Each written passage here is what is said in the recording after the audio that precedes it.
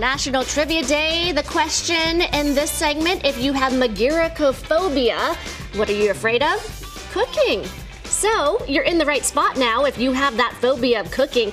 Katy Sine joining us for a new year of Taste Utah 2023 to tell us all the great food spots. And Katy, what are you spotlighting? You know, I don't know if you're aware, but January is officially like National Veganuary month. Veganuary. Veganuary, so which vegan? is vegan, plant-based. So what we're encouraging you to do is sort of like in your last segment, not go plant-based from the get and say, oh, I'm just going to be plant-based this year, but say, let's do some SMART goals. So meatless Monday. Yeah, exactly. Once a week, visit some extraordinary plant-based restaurants in Utah and really get curious, plant-based curious, if you will.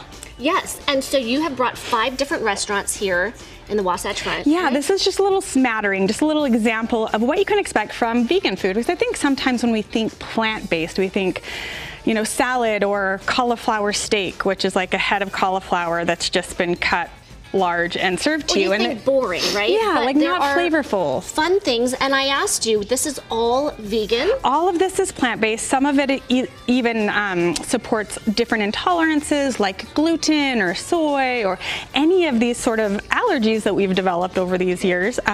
We're starting, of course, with Sweet Hazel. I know she was just here, Chef Fee, Sweet Hazel Bake Shop and Bistro. So this is a classic club. It's very much like a club you would get, you know, at a deli.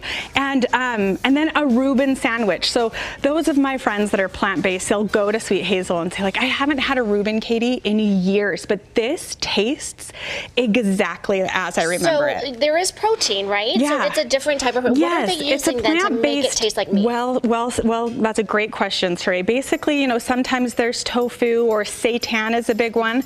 And one of the things that Chef Fee does that I really appreciate is she brings in some of the most just delectable, rich plant-based options out there. I mean, your veggie burger, vegan burger, is no longer like that cardboard grain and rice of 20 years ago. It's unbelievable. It's so elevated now. Okay, let's move on to this. So we've got a chicken wrap. This is Mark of the Bistro. Speaking of seitan, because they are located on 666 State Street. So they thought it would be a clever, fun name to call themselves Mark of the Bistro. Their motto is Praise Seitan, which is, of course, seitan fake meat. It's so fun. They're so cute over there, and they do amazing chicken and waffles, Salt Lake City based.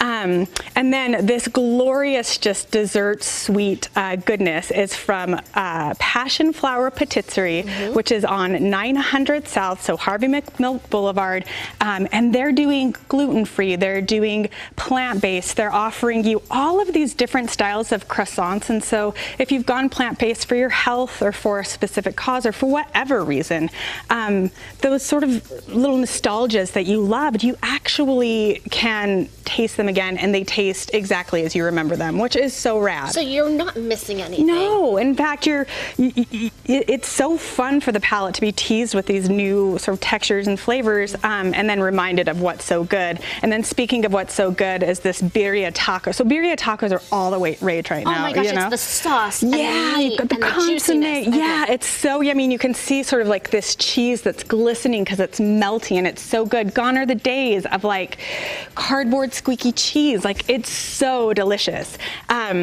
And yeah, you just take one of those tacos, you dip it in the consomme, and you enjoy. And again, this is Yum. vegan. Yes, and this is Yums on State Street in like 3900 South.